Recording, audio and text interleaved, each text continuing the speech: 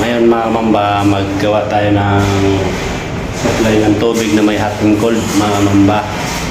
So lalagyan natin siya ng hot and cold. Ito yung mga fittings ng mga mamba.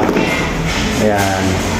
So ito yung machine mga mamba. Ayan.